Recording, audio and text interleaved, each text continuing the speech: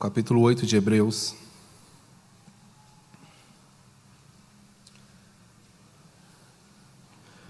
E leiamos o texto em questão, que nos diz assim: Ora, o essencial das coisas que temos dito é que possuímos tal sumo sacerdote, que se assentou à destra do trono da majestade nos céus, como ministro do santuário e do verdadeiro tabernáculo que o Senhor erigiu, não o homem.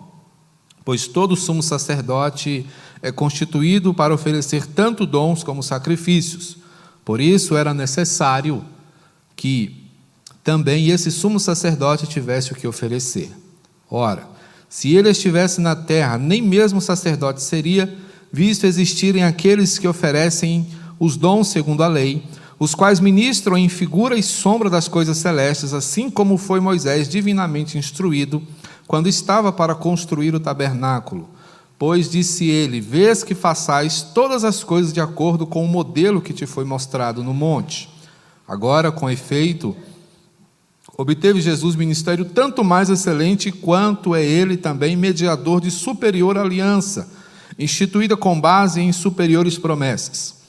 Porque se aquela primeira aliança tivesse sido sem defeito, de maneira alguma estaria sendo buscado lugar para uma segunda. E de fato, repreendendo-os, diz: eis aí vem dias, diz o Senhor, e firmarei nova aliança com a casa de Israel e com a casa de Judá, não segundo a aliança que fiz com seus pais, no dia em que os tomei pela mão para os conduzir até fora da terra do Egito, pois eles não continuaram na minha aliança, e eu não atentei para eles, diz o Senhor. Porque esta é a aliança que firmarei com a casa de Israel depois daqueles dias, diz o Senhor. Na sua mente imprimirei as minhas leis, também sobre o seu coração as inscreverei. Eu serei o seu Deus, e eles serão o meu povo. E não ensinará jamais cada um ao seu próximo, nem cada um ao seu irmão, dizendo: conhece ao Senhor, porque todos me conhecerão, desde o menor até ao maior, pois para com as suas iniquidades usarei de misericórdia, e dos seus pecados jamais me lembrarei. Quando ele diz nova, torna antiquada a primeira. Ora, aquilo que se torna antiquado e envelhecido está prestes a desaparecer. Percebam, irmãos, a beleza, a riqueza e a profundidade do que o autor de Hebreus nos escreve aqui. Acredito que vocês já tenham trabalhado a questão da autoria. Muitos ainda divergem, muitos ainda escrutinam e perseguem o entendimento acerca de quem escreveu esta carta. Já se tem notícias de teólogos afirmando com razoável certeza que esta carta é um dos escritos de Paulo. A estilística, o conteúdo, a intensidade teológica os levam a crer nisso. Acredito que não seja, por ora, necessário que nos debrucemos sobre esse tema, a questão da autoria, sobre quem escreveu ou não, mas que consideremos a importância do que está sendo mostrado para nós aqui, nesta belíssima carta, que instrui poderosamente a igreja do Senhor. Quero te convidar a uma oração nesse momento, buscando do Senhor iluminação para o nosso entendimento. Pai, muito obrigado, Senhor, por Tua palavra. Estamos diante de um tesouro de inestimável valor. Que o nosso coração, ainda tão pequeno, tão finito e limitado, possa, com a ajuda do Senhor, alcançar compreensão exata do que o Senhor quer nos ensinar. Assim, desempeça, meu Deus, a Tua audiência, o povo que se encontra na Tua casa para receber esta orientação, para que ele possa absorver profundamente tudo o que queres falar. E também, ó Deus, abençoa o pregador, para que suas limitações, dilemas e confusões não causem obstáculo, ó Deus, ao entendimento do Teu povo no que tange à Tua verdade. Oramos, sempre confiados no poder transformador de Cristo Jesus, o nosso Senhor. Amém. Irmãos, à guisa de introdução, gostaria de relembrar alguns pontos muito básicos do capítulo 7 que vocês estudaram antes da nossa chegada. Mas o capítulo 7, ele se detém sobre as questões do sacerdócio de Cristo. O capítulo 7 apresenta-nos Jesus como aquele que intercede por nós diante de Deus. E ele faz asseverações acerca do que significa o sacerdócio de Cristo, e ali ele vai apresentar um sacerdócio infinitamente superior, né, com muito mais chances, né, com muito poder efetivo, ou seja, os efeitos desse sacerdócio, né, em comparação com o sacerdócio humano, o sacerdócio levítico, né, é infinitamente maior, ou seja, os efeitos são mais poderosos. A firmeza desse sacerdócio é inquestionável, haja vista que o sacerdócio desenvolvido pelos homens, não é, sofre com as suas intempéries, com as suas oscilações, mas o sacerdócio de Cristo, em oposição a isso, é firme, né? O sacerdócio humano, ele é temporário, ele é efêmero, e o sacerdócio de Cristo é eterno, e portanto muito mais eficaz, porque é o único sacerdócio capaz de atender às necessidades do coração humano. Portanto, é um sacerdócio inquestionável, é um sacerdócio de fato e de direito, é um sacerdócio que não tem nenhuma comparação. E aqui no capítulo 8, né, nós vamos... Dá para ligar aí, Alex? Está ligado? Por favor. Não os slides. Conforme lemos no capítulo 8, o sacerdócio que Cristo, não é, desenvolve, como já dissemos, ele é superior. Deixa eu só colocar no texto aqui. Isso. É um sacerdócio superior porque ele está atrelado à superioridade de Jesus. Jesus é infinitamente maior, como já vimos, né, na questão dos efeitos, da firmeza, da eternidade e da eficácia. E exatamente por isso, o seu sacerdócio é extremamente mais eficiente, porque a plenitude de Cristo é, obviamente, inquestionável. Então, a pergunta que fazemos é: compreendemos a significação, não é, dessa grandeza de Cristo? Isso tudo está ligado ao fato de que Cristo é o próprio Deus. Sendo assim, ele é um profeta infinitamente superior, não é? Sua obra é feita de forma completa e perfeita, né? Jesus não deixou nada pela metade, não deixou nada por terminar, ao passo que, em comparação com o sacerdócio levítico, né, é importante que se diga, você deve ter estudado isso no capítulo 7, o sacerdócio de Cristo não segue a linhagem levítica, né? Como vocês bem sabem, quando Moisés caminha com o povo, e ali as tribos são definidas, todos os sacerdotes são provenientes da tribo de Levi. Mas Jesus, ele é um sacerdote segundo a ordem de Melquisedeque. Melquisedeque viveu nos dias de Abraão, era rei e era profeta, era sacerdote, né? E, sendo assim, o seu sacerdócio é superior ao de Levi, porque Levi havia ainda não nascido, não é? Percebam que Melquisedeque desenvolveu o seu ministério nos tempos de Abraão, que é quem dá origem a todas as tribos que virão anos e muitos anos depois, né? Então é um sacerdócio superior, e Jesus desenvolve o seu sacerdócio com base em Melquisedeque, seguindo aquela ordem, seguindo aquela superioridade. Portanto, ele se faz diante de nós um representante excelente, uma vez que os profetas terrenos, eles apenas conseguem desenvolver sombra daquilo que viria a ser perfeito. Então, esse sacerdócio imperfeito, ele está apontando para o sacerdócio real e verdadeiro que viria anos depois, quando o sacerdote eterno, que é Jesus, que satisfaria inequivocamente as exigências da lei, assim se estabelece. Então, Jesus...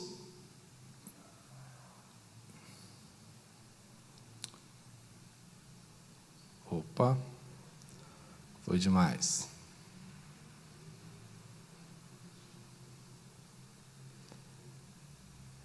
É isso aqui, né? Obrigado. Então, Jesus, ele desenvolve uma aliança superior, porque ele é sacerdote de um melhor tabernáculo. São três perspectivas interessantes, não é? A aliança que ele representa é uma aliança superior, não uma aliança imperfeita, é uma aliança agora aperfeiçoada. Percebemos aqui exatamente a perspectiva de uma segunda aliança. Uma primeira aliança, que é a lei, não é suficiente para que o homem entenda o que Deus requer dele. Jesus, então, é o sacerdote de um melhor tabernáculo e oferece um sacrifício infinitamente melhor, haja vista que é perfeito. Então, esse é Jesus. E o que é uma aliança, para a gente começar a entender? A aliança é um contrato, é um compromisso assumido entre partes. Um exemplo muito comum e de fácil compreensão é exatamente o casamento, não é? A aliança que desenvolvemos com a pessoa que amamos, não é? No caso dos homens, a mulher, e no caso das mulheres, o seu homem, não é? E ali nós temos um contrato que envolve amor, comprometimento, cuidado, proteção, não é? Fidelidade. Então essa é a perspectiva. Então Cristo nos propõe uma aliança que é infinitamente melhor. Uma aliança que não depende, não é, de nós para que ela dê certo. No casamento, sempre se espera a contrapartida do outro, não é? Amar sozinho é algo difícil, é algo que nós não queremos, que nós não desejamos, e normalmente essas alianças se rompem quando uma das partes se vê em prejuízo nessas questões. Mas a aliança que o Senhor desenvolve conosco, por parte de Jesus, é uma aliança perfeita, é uma aliança unilateral, onde o Senhor mesmo, não é, cumpre tudo, derramando sobre nós bênçãos extraordinárias e expondo termos que são inegociáveis. Portanto, ela é substancial, porque ela contém promessas melhores, né? Não são promessas imperfeitas, promessas passíveis de serem quebradas, né? Mas nos propõe um relacionamento substancial ao invés da barganha. É interessante a gente perceber que a lei, não é, entendida da forma como vinha sendo praticada, ela se resumia em barganha, né? O homem obedece, ele é abençoado. E o que o Senhor lhe dá? Não é? Vida longa, prosperidade, bênçãos que são normalmente terreais. Então, finaliza-se com a aliança que nos é dada por esse sacerdote melhor, que é Jesus, representando uma aliança maior e mais completa. Finda-se essa ideia de troca para a ideia de um relacionamento profundo e intenso com Deus. Jesus, quando vem, ele nos coloca diante de um relacionamento pessoal com o Senhor. Jesus nos insere no contexto familiar da eternidade. Então percebam que Jesus, ele vem intensificar e aprofundar a nossa compreensão acerca do que é ter um relacionamento com o Senhor, desenvolvendo uma aliança com Ele. Aí a gente pergunta, mas era necessário de fato uma nova aliança? Observemos aqui o que diz, não é? Os versos 7 e 8. Porque se aquela primeira aliança tivesse sido sem defeito, de maneira alguma estaria sendo buscado lugar para uma segunda. E de fato, repreendendo-nos diz, aí aqui, né, o autor se vale dos escritos de Jeremias, tá? Jeremias capítulo 31, tá? Onde ele diz assim: eis aí vem dias, diz o Senhor, e firmarei nova aliança com a casa de Israel e com a casa de Judá. No verso 9 ele fala um pouquinho mais: não segundo a aliança que fiz com seus pais, no dia em que os tomei pela mão para os conduzir para fora da terra do Egito, pois eles não continuaram na minha aliança, e eu não atentei para eles, diz o Senhor. Tá? Então Jeremias está se referindo aqui exatamente à quebra da aliança por parte do povo. Não era a aliança que era ruim, que era prejudicada, mas o povo não conseguiu entender o significado e prevaricou, abandonou, não seguiu as propostas do Senhor para aquela primeira aliança. Então faz-se necessária uma segunda aliança, por causa da insuficiência da primeira. Qual foi o seu ponto mais crítico? Ela não propiciou intimidade com Deus. Naqueles dias o homem não entendeu que o que Deus queria era um relacionamento de perto, um relacionamento profundo, um relacionamento de coração para coração. O homem não entendia. E é interessante que ainda nos dias de hoje, essas perspectivas da primeira aliança ainda permanecem, porque ainda fazemos um jogo de troca com Deus. O Senhor me abençoa, eu vou na igreja. Tanto que a gente muitas vezes fica sem ir na igreja e fica, puxa vida, Deus vai pesar a mão sobre mim. Não é? Não que você não deva se comprometer, mas a motivação para a qual? A motivação que você deve nutrir no seu coração para um relacionamento com o Senhor não deve se limitar a esse aspecto de troca, a esse aspecto de negociação, né? Então, ela era insuficiente porque ela não propiciou essa intimidade com Deus, tá? Então, ela precisa ser substituída por causa disso. Ela era ineficaz, ou seja, um povo repreensível e desobediente. O povo continuou, o povo não entendeu, tá? Que o que o Senhor queria era um coração completamente devotado a Ele. E ela é imperfeita, a primeira aliança, porque ela consta da rejeição. O Senhor diz aqui, eu não atentei para eles, por causa da sua desobediência. Ou seja, à medida que o povo ignora e trata com diferença a aliança do Senhor, o Senhor vira as costas para o seu povo, tá? Porque o Senhor observa o coração, o Senhor conhece os meandros da nossa alma. Então, o que Ele observa em nós é exatamente quais são as nossas motivações, o que faz com que o nosso coração arda, não é? A perspectiva do autor de Hebreus é justamente a que mantenhamos o nosso coração ardendo por Deus. Um coração que o deseje profundamente. Não o coração que veja no Senhor, né, um problema, ou que veja nessa vida, né, que seguimos aqui como cristãos, um empecilho, muitas vezes para a nossa felicidade.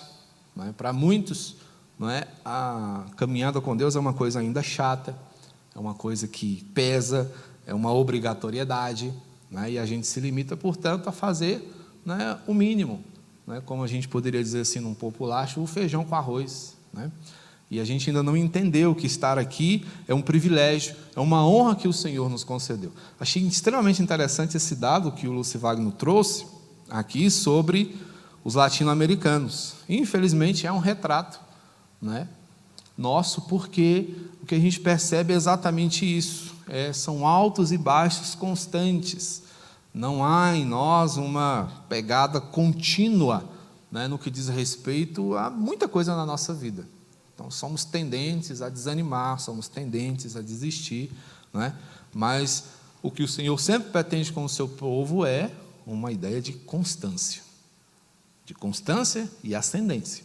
Não é só continuar, mas aumentar, se aprofundar, intensificar, se aprimorar, né? Então, é o que o Senhor espera de nós. E esta aliança, portanto, foi prometida, tá?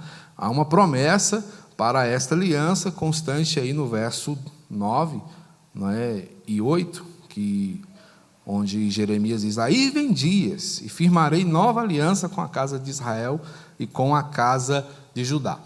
Por que isso é significativo para nós? Jeremias profetizou em tempos líquidos, em tempos extremamente rasos, em tempos extremamente marcados pela indiferença. Eram pessoas que não queriam saber do Senhor. E o profeta sofria, né? Jeremias é chamado de o profeta chorão porque ele lamentava. Ele não apenas tinha aquela perspectiva de, já falei a verdade, agora vocês se virem. Ele sai numa pegada diferente de Jonas, por exemplo, né? Que prega e espera ver a bagaceira acontecer. Ele não, ele chora, ele intercede, ele lamenta, ele sente, né? Jeremias é um profeta misericordioso, ele sente no seu próprio coração a miséria daquele povo e por isso ele sofre. É nesse tempo que ele profetiza, um tempo sem conversões, um tempo sem mudança, um tempo onde as pessoas não queriam saber de Deus. E sem exagero, né, nossos tempos não estão longe dos tempos de Jeremias. E aí você pode dizer, mas pastor, o tanto de igreja que tem, a gente sai tropeçando em igreja, tem igreja em toda esquina. Anos atrás, um professor meu falou, resumiu o avivamento assim, o que é avivamento? É uma igreja em cada esquina. Não é.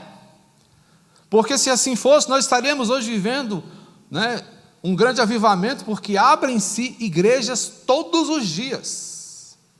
E a despeito disso, o que nós temos verificado é uma degradação moral constante, que infelizmente não está só nas ruas e nas praças, mas que também está frequentando as igrejas. Igrejas cada vez mais mundanizadas, cada vez mais faltas de eficácia no seu testemunho, na sua influência em relação ao mundo. Então é necessário que nós nos aprofundemos, é necessário que nós busquemos, sim, e pensemos no avivamento, não como uma expressão de efusão cultica. Avivamento não é isso, avivamento não é barulho, avivamento não é entusiasmo puro e simples. Avivamento começa aqui, quando o meu coração se angustia com a minha própria realidade, quando o meu coração, ao perceber o meu pecado, se entristece e lamenta profundamente e se envergonha diante do Senhor. Mas à medida que nós caminhamos sem nos preocuparmos com isso, algo está errado. E com certeza um avivamento não está acontecendo ali. Jeremias pregou em tempos assim, desesperadores. Mas a promessa do Senhor veio ao seu profeta, dizendo: vem dias, diz o Senhor. Jeremias não estava aqui sendo um positivista, sendo alguém dotado de uma postura que visse o bem em qualquer coisa. É o Senhor quem diz a ele: firmarei nova aliança com a casa de Israel e com a casa de Judá, não segundo a aliança que fiz com seus pais, diferente. E essa aliança seria uma aliança mais profunda, porque essa aliança que firmarei, verso 10, depois daqueles dias, será assim: na sua mente imprimirei as minhas leis, e também sobre o seu coração as inscreverei. Então percebam que esta aliança constaria de compreensão e amor. Compreensão acerca do que Deus diz e amor à vontade de Deus.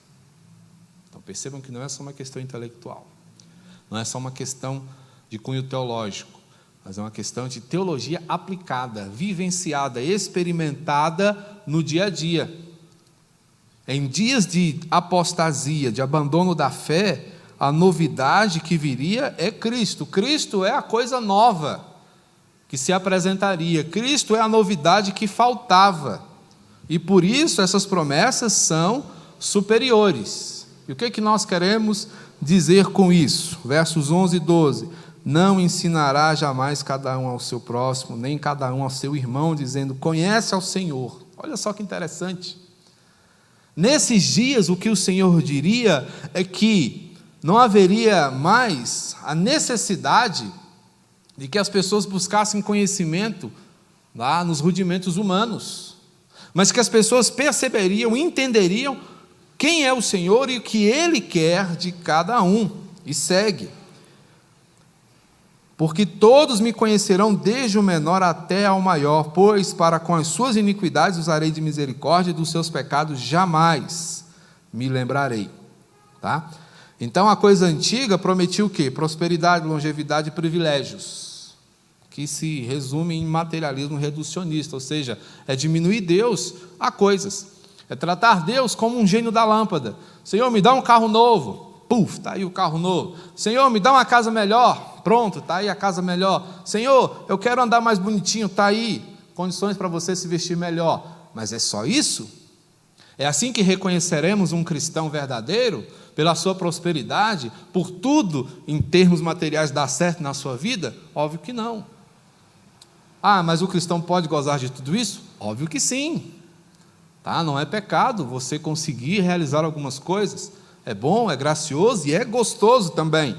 Mas a promessa que viria seria superior, porque diria respeito a coisas materiais, espirituais. Não se limitaria a coisas materiais, mas abrangeria as questões da alma. E o que isso quer dizer? Ação divina concreta. O que é uma ação concreta de Deus? É quando Deus trabalharia nos corações a ponto de esses corações se tornarem apaixonados por Ele. Falta paixão, irmãos, o que chamamos de fé hoje em dia. Falta paixão, não essa paixão louca, que o mundo canta por aí, que a gente vê muitas vezes. Não uma paixão irracional, mas aquele desejo profundo que a gente vê muitas vezes no coração de quem, né, se arvora a ir para um país onde a sentença de morte está aguardando a quem prega o Evangelho. Falta essa paixão. Falta a paixão de renunciar ao pecado. Falta a paixão de dizer não a si mesmo. Né? Corações apaixonados, transformação humana, que é o quê? O encontrar prazer na lei de Deus, conforme Romanos, capítulo 7, verso 22, vai dizer para a gente. Vamos lá? Dá um pulinho lá em Romanos. Romanos 7, 22. Quem achar e quiser ler.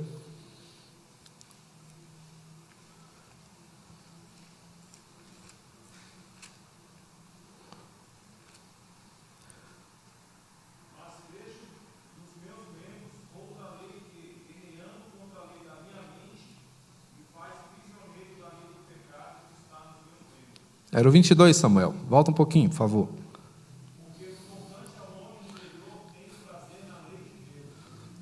Paulo está falando exatamente da sua crise, não é?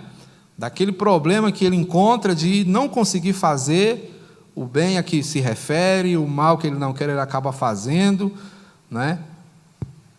Então, quando ele diz aqui no verso 20, ao querer fazer o bem, encontro a lei de que o mal reside em mim, porque no tocante ao homem interior, ou seja, o meu coração, ele ama profundamente a Deus, a despeito de eu ser um nada.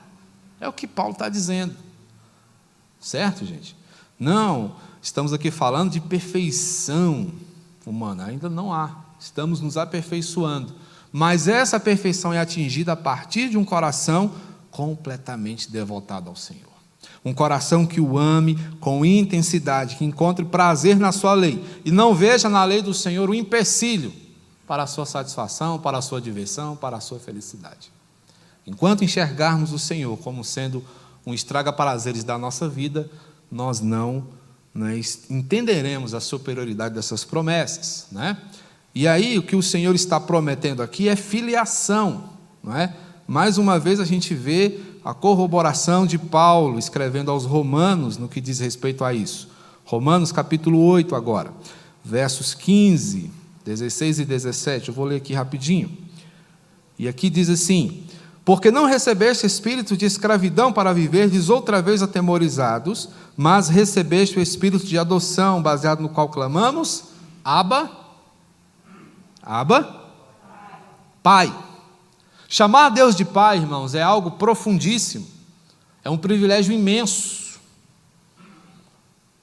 Somente nós podemos fazer isso. Nenhuma outra religião que você encontrar por aí vai oferecer um relacionamento como esse.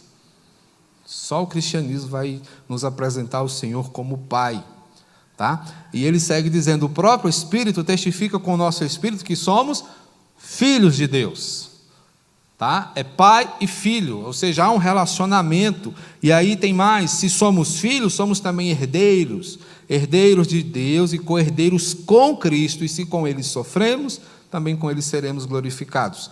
Então, uma filiação que te coloca legitimamente na família de Deus.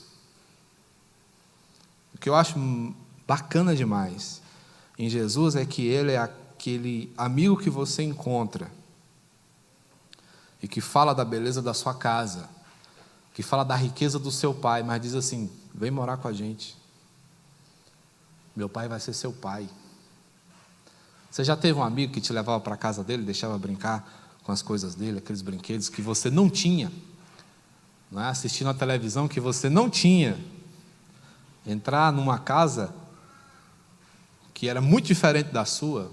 Pois é, Jesus é infinitamente superior a esse amigo, porque Ele te leva e diz: meu pai vai ser seu pai também.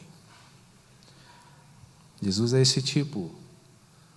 Por isso, a aliança que Ele apresenta para nós é melhor, porque Ele nos coloca dentro de uma perspectiva de filiação, tá? Extrapola a amizade, extrapola o relacionamento superficial, mas te internaliza na casa, na vida e na família de Deus, porque essa promessa te envolve por meio desses laços E você é completamente abraçado por Deus. Então, é o aprofundamento, né, desse sacerdócio universal.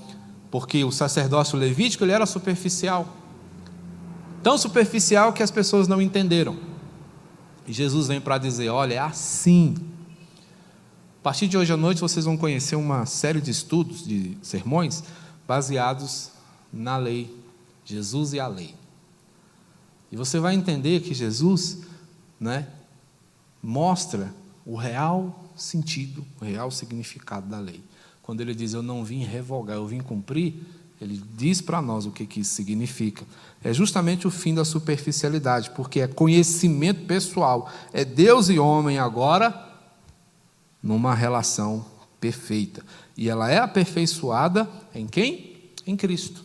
É Cristo que é o penhor desse aperfeiçoamento, porque a sua perfeição é derramada sobre nós, tá? Então essas promessas são superiores, né, para que você reconheça quão gracioso é o cuidado de Jesus por você. É pura bênção, gente. Agora a grande pergunta é, você anseia por tudo isso? Você quer experimentar isso? Você quer sentir no seu coração essa paixão pelo Senhor? Porque Ele nos trata, né, ampla e perfeitamente. O tratamento desta aliança maior e melhor, ele é total, tá? O Senhor aqui não está deixando nada para trás, Ele está fazendo o que tinha que ser feito e faz de forma profunda, intensa e definitiva. O que foi começado, Jesus conclui, tá? Porque só Ele pode nos dar o que precisamos. E o que é que nós precisamos, gente? Nós precisamos de perdão, primeiramente. Somos desgraçadamente pecadores. Puxa, pastor, tinha que usar esse termo? Sim, é para que nós entendamos qual é a nossa realidade. Uma realidade da qual só o Senhor, né, pode nos tirar. Só Ele pode nos resgatar de lá. É a missão impossível que Jesus realiza. A missão que nenhum sacerdote pôde fazer, porque o sacerdote também era necessitado da mesma coisa. Na antiguidade, o sacerdote, quando tinha que entrar no Santo dos Santos, ele ia amarrado à corda, porque se ele estivesse em pecado, ele caía lá mesmo. Jesus não tem esse problema. Jesus vai aonde precisa ir e resolve o que precisa ser resolvido. E o grande problema do nosso coração é esse: pecado. Então Jesus tem o perdão que você precisa, tem a restauração que eu e você necessitamos, para que eu e você façamos a confissão que precisa ser feita. E a confissão que precisa ser feita é essa: Senhor, eu sou um miserável. E a partir dessa confissão, nós entramos numa perspectiva de proximidade intensa com o Senhor. Por isso, o que resta para nós é a gratidão, tá? Então considere o que Jesus fez, né? Considere quem é Jesus, procure entender, se aprofundar, especialize-se em Jesus, envolva-se com Ele, reconheça qual é a sua dificuldade. Isso é resignação, é reconhecer que não somos nada, e a partir daí mantenhamos o nosso foco firme no Senhor, não é? Para que façamos coro com João, no capítulo 6, né, do seu Evangelho, quando ele diz lá no verso 68, para onde nós iremos, gente? Quero deixar essa inquietação para o seu coração nessa manhã: para onde você vai sem Jesus? Não queria pegar no pé dos flamenguistas não, mas o que você é sem Jesus? Não somos nada, gente. Nada, certo? Porque só o Senhor tem as palavras de vida eterna. Só o Senhor Jesus tem o que você precisa. Só a aliança que Jesus traz, a qual é Ele mesmo. Porque Jesus é o sacerdote melhor, que apresenta uma aliança melhor, que traz também a perspectiva de um tabernáculo melhor. Jesus é tudo. Portanto, os discípulos reconheceram: Senhor, para onde nós iremos? Só o Senhor tem. Então, gente, andar sem Jesus é andar em círculos. Andar sem Jesus é andar sem bússola, é andar sem GPS, é pedir para se perder, é pedir para se confundir, é pedir para se enrolar. Tá? Então, Jesus é tudo que nós precisamos. Jesus Nazareno, como diria Gerson Borges, é tudo que temos. Só Ele, nada mais.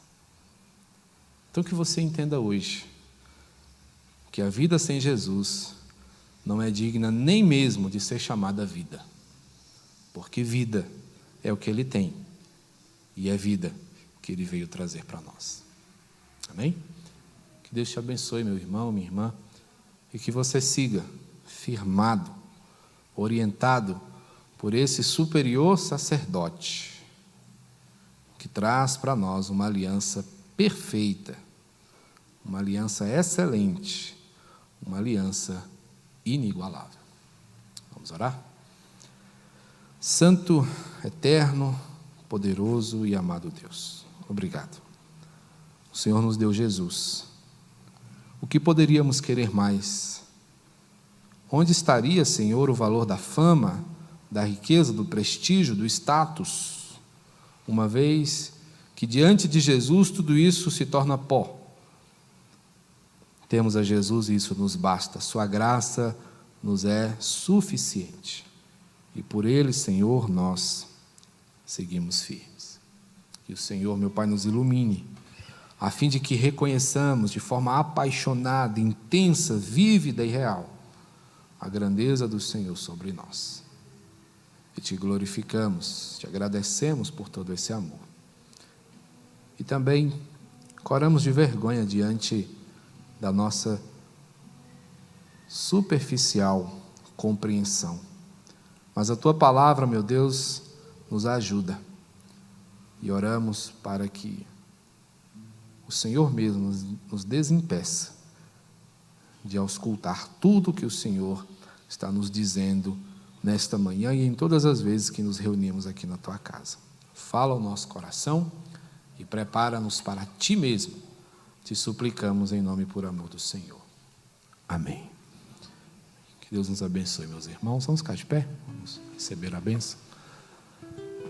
Que a graça de nosso Senhor e Salvador Jesus Cristo, o amor de Deus, o nosso Pai, e o consolo, a orientação e o poder do Espírito Santo nos levem ao pleno conhecimento do Filho de Deus, para que, firmados nele, sigamos firmes a carreira que nos está proposta até aquele dia em que o hemos de ver descendo dos céus para buscar a sua igreja, que com ele reinará pelos séculos dos séculos.